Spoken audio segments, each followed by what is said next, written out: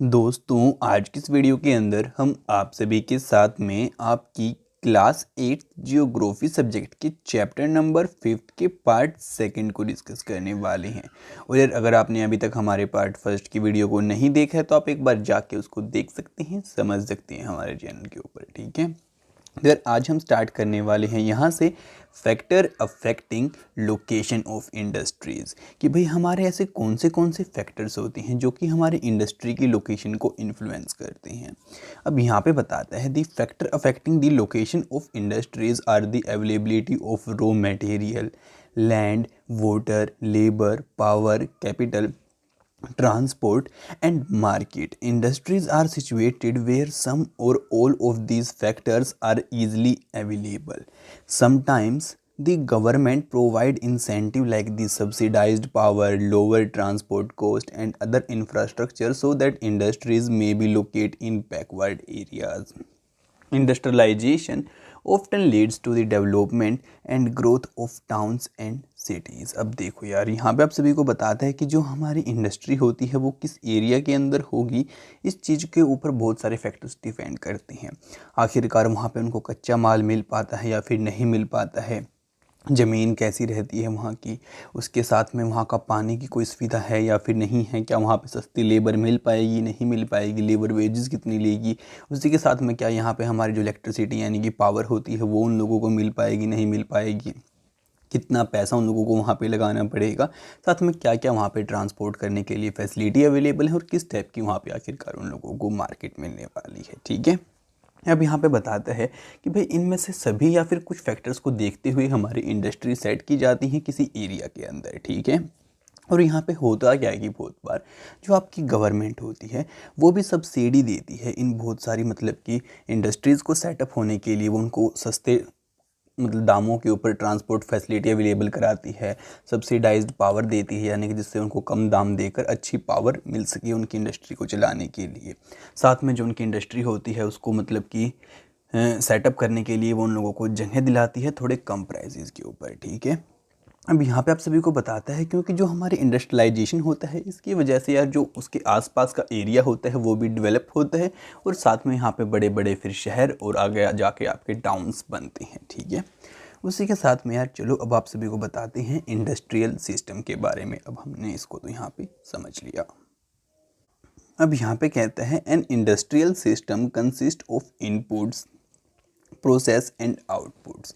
The inputs are the raw material, labor and cost of land, transport, power and other infrastructure. The process include a wide range of activities that converts the raw material into the finished products. The output are the end products and the income earned from it. In the case of textile industry, the input may be cotton, human labor, factory and transport cost. The process include ginning, spinning, weaving, dyeing and printing. The output is the shirt you wear. अब देखो यार यहाँ पे आप सभी को क्या समझाता है, कहते हैं कि हमारा जो इंडस्ट्रियल सिस्टम होता है उसके अंदर बेसिकली आपकी तीन चीज़ें काम करती हैं। एक तो हम क्या इनपुट देते हैं, फिर क्या हम प्रोसेसिंग वहाँ पे करते हैं, उसी के साथ में क्या हमारा आउटपुट निकल के आता है।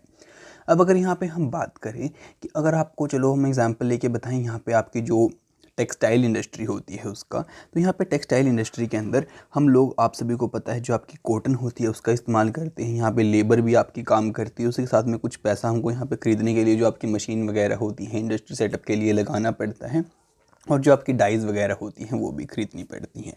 अब यहाँ पे सारी चीज़ें इंडस्ट्री के अंदर जब हम लेके जाते हैं तो यहाँ पे होती है आपकी प्रोसेसिंग। अब प्रोसेसिंग के अंदर बेसिकली क्या होता है, यहाँ पे आपकी मतलब कि पहले उसका धागा बनाया जाता है, फिर धागे से आपकी मतलब उसकी बुनाई होती है, उसकी भी अलग अलग आपकी टाइप्स हैं, जैसे गिनिंग होती है, स्पिनिंग होती है, यहाँ पे वीविंग होती है, फिर यहाँ पे आगे जाके आपको उसको कपड़े को डाई करते हैं अलग अलग कलर्स के अंदर, फिर उसको आगे जाके कई बार हम प्रिंट भी करते हैं।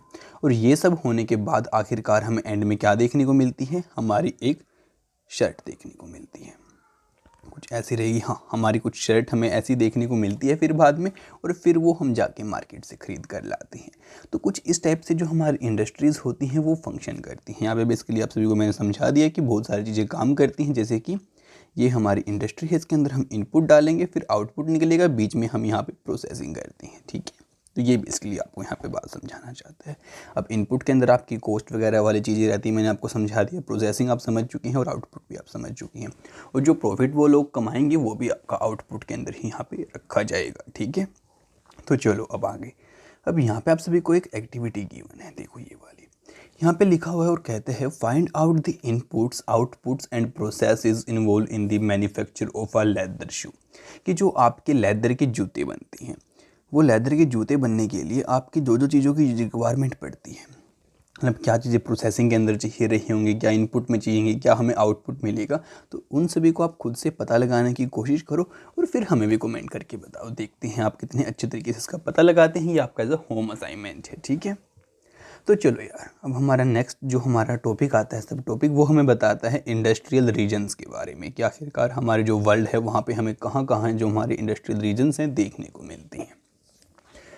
अब यहाँ पे कहते हैं industrial regions emerge when a number of industries located close to each other and share benefit of their closeness. Major industrial regions of the world are Eastern Northern America, Western and the Central Europe, Eastern Europe and the Eastern Asia.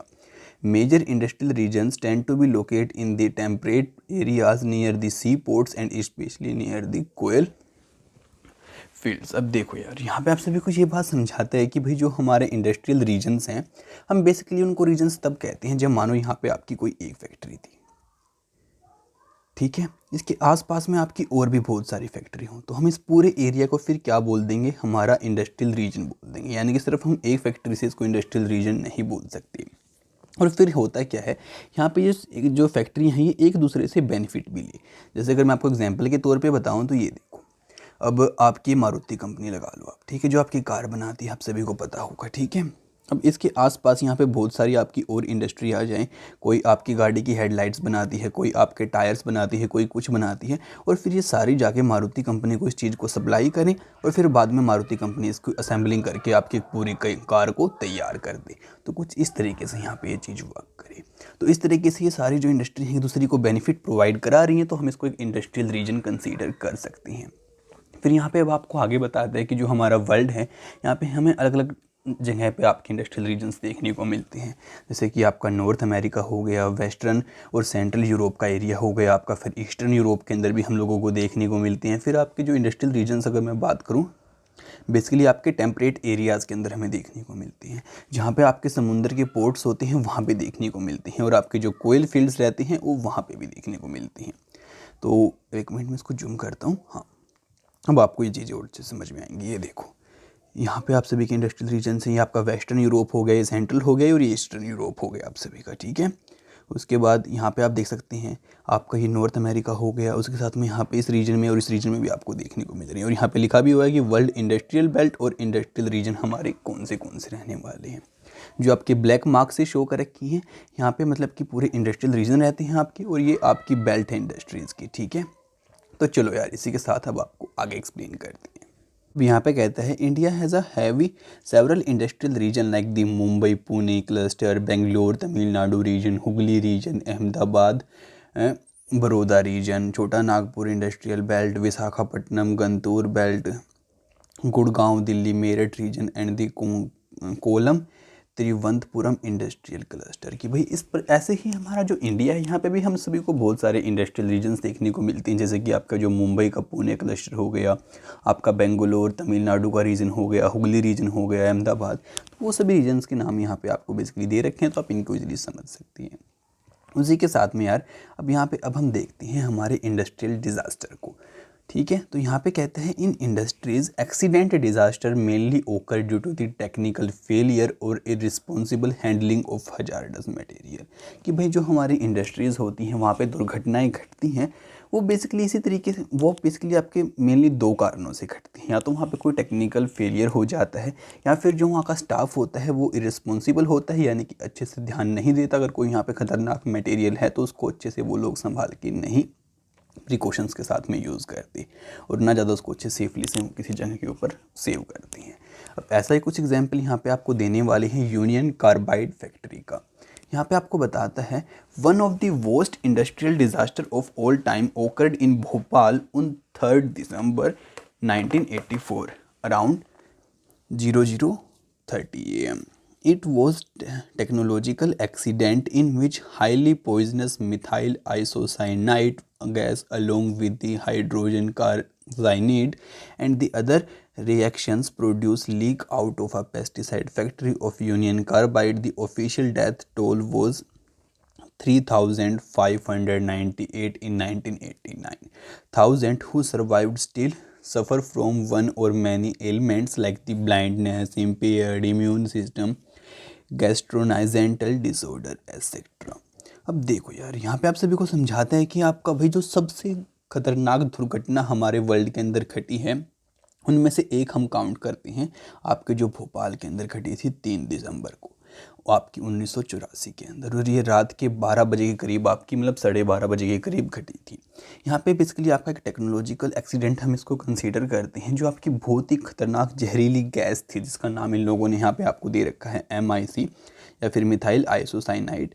उसी के साथ में hydrogen जो आपकी cyanide gas थी और यहाँ पे अदर जो आपकी चीज़ें थी वो सभी आपस में रिएक्ट करती हैं और मतलब कि एक बहुत बड़ा आपका धमाका टाइप में होता है और वो गैस सभी जगह फैल जाती है, धुआं धुआं हो जाता है। ठीक है, अब यहाँ पे बताते हैं इस वजह से आपके जो 3,500 के करीब लोग यहाँ पे मारे जाते हैं और यहाँ पे बताता है उसी के साथ में जो बहुत सारे लोग यहाँ से बच के आपके निकले हैं उन लोगों को आज भी हम लोगों को दिक्कत देखने को मिलती है। किसी को अच्छे से दिखाई नहीं देता, किसी का इम्यून सिस्टम ख़राब हो गया है और किसी को मतलब सांस लेने में दिक्कत होती है और बहुत सारी ऐसी प्रॉब्लम्स लोगों को फेस करनी पड़ी। ठीक है, अब यहाँ पे बताता है in other incident on 23 December 2005 due to gas well blow out in a Gaokwayo, Cheong, China, 243 people died, 9,000 were injured and 64,000 were evacuated. Many people died because they are unable to run after the explosion. Those who could not escape in time suffered burns to their eyes, skins and lungs from gases. अब देखो यार, यहाँ पे आप सभी को समझाता है कि आपका 23 दिसंबर 2005 में, अब वो हमने ऊपर कौन से वाला पढ़ा था आपका 1984 का इंसिडेंट। अब 2005 के अंदर आपके चाइना का किसी टाउन का नाम इन लोगों ने ये दे रखा है, आप इसको स्टडी कर सकते हैं। बताता है कि वहाँ पे एक आपकी दुर्घटना घटी जिसकी वजह से आपके 200 के करीब लोग वहाँ पे मारे गए, 9,000 के करीब लोगों को वहाँ पे जख्मी हुए, चोट पहुँची और 64,000 के करीब लोगों को उस जगह को छोड़ के किसी और जगह पे रहने के लिए जाना पड़ा। और यहाँ पे बताते हैं कि वो एक्सप्लोजन एकदम से हुआ जिस वजह से लोग भाग तक नहीं वहाँ पे पाए। और उसके साथ में फिर बताते हैं कि यहाँ पे जो लोग नहीं भाग पाए फिर उनकी आंखों में जलन होने लगी, स्किन जलने लगी और साथ में जो सांस लेने में उनको बहुत ज़्यादा दिक्कत होने लगी। तो कुछ इस तरीके से चीज़ यहाँ पे आपको बता रखी है। फिर यहाँ पे आप सभी को बताता है कि जो आपके ये रिस्क होते हैं इनको हम कैसे कम कर सकते हैं। ठीक है, तो नंबर 1 पे आप सभी को बताता है densely populated residential areas should be separated far away from the industrial areas. कि भाई जिस एरिया में आपके लोग रहते हैं हमें जो फैक्ट्री लगानी चाहिए उस एरिया से थोड़ी दूर लगानी चाहिए ताकि वहाँ पे अगर कोई भगवान ना करे इंसिडेंट हो भी जाता है तो लोगों के ऊपर कोई इफेक्ट ना पड़े। फिर सेकंड पॉइंट के अंदर आप सभी को बताता है people staying in the vicinity of industries should be aware of the storage of toxins of hazardous substances and their possible effect in case if an accident occur. कि जो लोग अगर किसी फैक्ट्री के अंदर काम करते हैं और मानो उसके अंदर कोई जहरीला पदार्थ है जो कि उन लोगों ने स्टोर कर रखा है तो उसके बारे में वहाँ पे सभी लोगों को, वर्कर्स को पता होना चाहिए ताकि, और ये भी पता होना चाहिए कि भाई इसके क्या क्या इफ़ेक्ट हमारी बॉडी के ऊपर हो सकते हैं, जिससे कि यार वो अगर ऐसा कुछ हो भी जाता है तो वो पहले ही ये समझ जाएं कि ये हमारे साथ में हो सकता है तो वो उसको बचाने के लिए अपने जो स्टेप्स हैं उनको उठाएँ। अब यहाँ पे नंबर 3 पे आप सभी को बताता है fire warning and fighting system should be improved. कि आपकी जो आग है अगर कहीं लग जाती है तो उसके लिए वार्निंग का सिस्टम जो होता है, उससे लड़ने के लिए जो सिस्टम होते हैं वो आपके सभी जगह लगे होने चाहिए। फिर नंबर 4 पे आप सभी को बताता है storage capacity of toxic substance should be limited. कि भाई जो आपके जहरीले पदार्थ होते हैं उनको सिर्फ लिमिटेड अमाउंट के अंदर ही फैक्ट्री के अंदर रखना चाहिए। फिर नंबर 5 पे बताता है pollution dispersion qualities in the industries should be improved. कि भाई जो आपका पोल्यूशन बहुत ज़्यादा फैक्ट्रीज करती हैं उसको रिड्यूस करने के लिए भी यहाँ पे स्टेप्स उठाए जाने चाहिए। ठीक है जी, उसी के बाद अब हमारा नेक्स्ट टॉपिक को हम डिस्कस करेंगे जो कि हमें बताएगा डिस्ट्रीब्यूशन ऑफ मेजर इंडस्ट्रीज़। कि भाई जो हमारी बड़ी बड़ी इंडस्ट्रीज़ हैं वो कैसी हमारी बटी हुई हैं। ठीक है, अब यहाँ पे कहता है the world major industries are the iron and steel industry, the textile and the information technological industry. The iron and steel and textile industries are the older industries and information technologies and emerging industry. कि भाई जो हमारे world की अगर मैं आपको सबसे बड़ी इंडस्ट्रीज़ के बारे में बताऊं तो उसके अंदर एक तो हमारी आयरन और स्टील आती है, फिर टेक्सटाइल आती है, फिर इंफॉर्मेशन टेक्नोलॉजी आती है। फिर यहाँ पे बताता है कि जो आपकी आयरन और स्टील है वो तो पुरानी इंडस्ट्री है, लेकिन जो आपकी इंफॉर्मेशन टेक्नोलॉजी है ये अभी आपकी पूरी तरीके से डेवलप भी नहीं है हुई है, और ये धीरे धीरे आपके आगे जाके और डेवलप होगी। फिर डू यू नो के अंदर आप सभी को बताता है emerging industries are also known as sunrise industries. कि भाई जो इंडस्ट्री आपकी अभी आना स्टार्ट हुई हैं और आगे जाके बढ़ेंगे तो उनको हम सनराइज इंडस्ट्रीज़ बोलते हैं। These include information technology, wellness, hospitality and knowledge. इसके अंदर बेसिकली आपकी जो इंडस्ट्रीज़ इंक्लूड करी हैं वो हैं आपकी इंफॉर्मेशन टेक्नोलॉजी, वेलनेस, आपकी हॉस्पिटैलिटी होगी और जो आपकी नॉलेज से रिलेटेड इंडस्ट्रीज़ हैं। फिर ग्लोसरी के अंदर आप सभी को आगे बताता है स्मेल्टिंग के बारे में। कहता है it is the process in which metals are extracted from their ores by heating beyond the melting point. कि भाई जो आपकी स्मेल्टिंग होती है इस प्रोसेस के अंदर हम बेसिकली करते क्या हैं कि जो आपकी मेटल की ओर होती है हम उसको बहुत ज़्यादा हीट करते हैं उसकी मेल्टिंग पॉइंट से अबव, जिस वजह से हमें वो मेटल एक्सट्रैक्ट हो जाता है उसकी ओर के अंदर से। ठीक है, अब यहाँ पे आगे स्टडी करते हैं। तो कहते हैं the countries in which iron and steel industries is located are Germany, USA, China, Japan and Russia.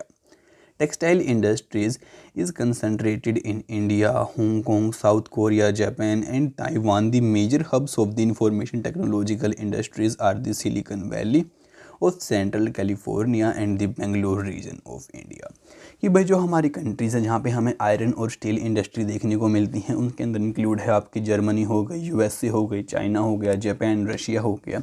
फिर टेक्सटाइल के अंदर हमारा India, Hong Kong, South Korea, Japan, Taiwan हो गया। फिर अगर हम आपसे बात करें इंफॉर्मेशन टेक्नोलॉजी की तो वो हमें सिलिकॉन वैली के अंदर बेसिकली देखने को मिलती है और हमारे इंडिया में बेंगलोर के अंदर देखने को मिलती है।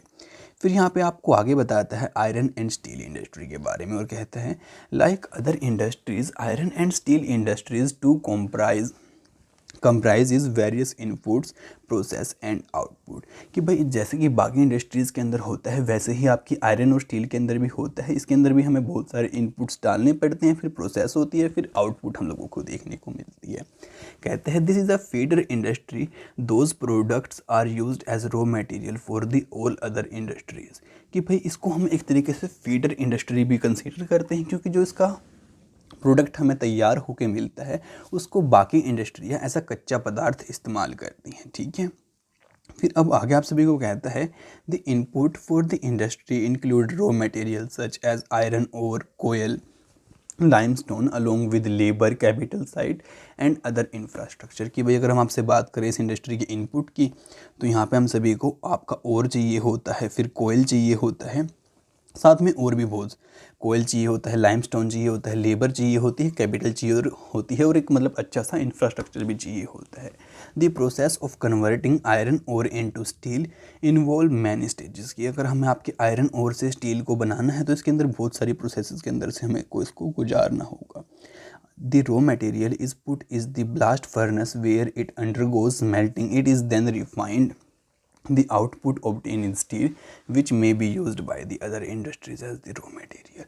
कि भाई हम ये जो इसका आपका और होता है उस सभी को हम यहाँ पे एक फर्नेस यानी कि भट्टी के अंदर डाल देंगे, फिर जो भट्टी के अंदर से आगे हम इसको रिफाइन करके हमारे स्टील को निकाल लेंगे। फिर जो स्टील हमारा तैयार होके आएगा उसको बाकी इंडस्ट्रीज़ यूज़ करेंगी अपने कच्चे पदार्थ के तौर पे। तो कुछ इस टाइप की आपकी फर्नेस होती है, भट्टी होती है जहाँ पे हम अपने और को डाल के फिर उसके बाद से हम अपने मेटल को निकाल लेते हैं। ठीक है, और पीछे आपकी जो छोटी सी इमेज है वहाँ पे आपका स्टील कैसे बनता है वो इन लोगों ने दिखा रखा है कि यहाँ पे देखो आपका इतना टन हमने कोयला लिया, इसी के साथ में इतना हमने आयरन और लिया, फिर ये हमने लिया लाइमस्टोन, इन सभी को मिलाया, फिर हमें जाके स्टील मिल गया भट्टी के अंदर मिलाने से, और ये होती है आपकी फर्नेस। ठीक है, आगे आप सभी को कहता है steel is tough and it can easily B shaped, cut और मेड इनटू वायर्स। कि भाई जो आपका स्टील होता है बहुत ही मजबूत होता है और इसको हम किसी भी प्रकार की शेप दे सकते हैं, काट सकते हैं, इसके हम तारे बना सकते हैं। फिर बताता है special alloys of steel can be made by adding small amount of other metals such as aluminium, nickel and copper. कि भाई हम स्टील के एलॉयज़ बनाते हैं इसके अंदर और बहुत सारे मेटल्स ऐड करके छोटी छोटी अमाउंट्स के अंदर। फिर यहाँ पे बताता है alloys give steel unusual hardness, toughness and ability to resist rust. अब यहाँ पे आप सभी को बेसिकली ये बात समझाते हैं कि भाई जो आपका एलॉयज़ होता है स्टील का, उसको मतलब बहुत ज़्यादा वो आपका हार्ड होता है, टफ होता है, उसके पास एबिलिटी होती है कि उसके ऊपर आपका जंग ना लगे। ठीक है, अब यहाँ पे आपको अलग अलग प्रोसेस का नाम लिख के बता रखा है कि हमने यहाँ पे आयरन और डाल दिया, लाइमस्टोन डाल दिया, कोक डाल दिया। अब ये है आपकी बर्न फर्नेस जो भट्टी होती है, यहाँ से आपकी हॉट एयर को हम गुजारते हैं, निकालते हैं, यहाँ से हम लोगों को मोल्टन आयरन मिलता है, यहाँ पे हम लोगों को स्लैग मिलता है। ठीक है, तो उसी के साथ अब आपको यहाँ पे आके कहता है steel is often called the backbone of modern industry. की जो हमारी आज की मॉडर्न इंडस्ट्री है हम उसकी बैकबोन स्टील इंडस्ट्री को मानते हैं। अब यहाँ पे कहता है almost everything we use is either made of iron or steel or has been made with tools and machinery of these metals. कि हम जो भी इस्तेमाल करते हैं इंडस्ट्रीज़ के अंदर वो या तो आयरन से मिलके बना होता है, लोहे से, या फिर वो स्टील का बना होता है, या फिर इनसे बनी हुई मशीनरी का हम इस्तेमाल करते हैं। फिर बताता है कि जो हमारे शिप्स हो गए, ट्रेन हो गई, ट्रक्स हो गए, ऑटोमोबाइल्स हो गए, ये भी आपके स्टील से ही बनती हैं। फिर बताते हैं even this safety pins and the needles you use are made from steel. की जो हम सेफ्टी पिन्स का इस्तेमाल करते हैं वो भी आपकी स्टील से बनी होती है। फिर बताता है oil wells are drilled with steel machines. और जो आपके ऑयल की कुएँ होती हैं उनकी खुदाई भी हम स्टील की मशीन की हेल्प से ही कर पाते हैं। फिर बताता है steel pipelines transport oil minerals are mined with steel equipment, farm machines are mostly steels, large buildings have steel framework. की जो आपकी बड़ी बड़ी बिल्डिंग्स होती हैं वहाँ पे हम स्टील का फ्रेमवर्क इस्तेमाल करते हैं। जो आपके फार्म के अंदर मशीन होती है वहाँ पे स्टील का इस्तेमाल होता है। जो आपकी ट्रांसपोर्ट करती है ऑयल को पाइपलाइन, वो भी आपकी स्टील से बनी होती है। फिर बताते हैं before 1800 AD iron and steel industry was located where raw material, power supply and running water were easily available. Later the ideal location of the industry was near coal fields and close to the canals and railways. कि भाई जब शुरुआत में आपकी हम इन industries को setup करते थे आपकी 1800 यानी कि 19वीं शताब्दी के अंदर, तब ये बेसिकली आपकी मतलब कि हम उन जगह पे सेटअप करते थे जहाँ पे कच्चा पदार्थ हमको मिल जाता, पावर मिल जाती, सप्लाई मिल जाती, साथ में हमें बहता हुआ पानी मिल जाता ईजिली। अब यहाँ पे बताता है लेकिन जैसे जैसे हमारा टाइम आगे बढ़ा तो हम इंडस्ट्री को वहाँ पे सेटअप करने लगे जहाँ पे हमारी कोयले की खदान होने लगी, जहाँ पे रेलवे के नेटवर्क होने लगे। फिर बताता है after 1950 iron and steel industry began to locate on a large area of flat land near sea ports. कि भाई 1950 के बाद जो हमारी आयरन और स्टील इंडस्ट्री है हम उसको सेटअप करने लगे बड़े बड़े फ्लैट एरियाज़ के ऊपर, जहाँ से हमारे समुद्री पोर्ट बिल्कुल नज़दीक लगते हैं और हम उसको बाहर एक्सपोर्ट कर सकें। This is because by this time steel work had been very large and iron ore had to be imported from oversee.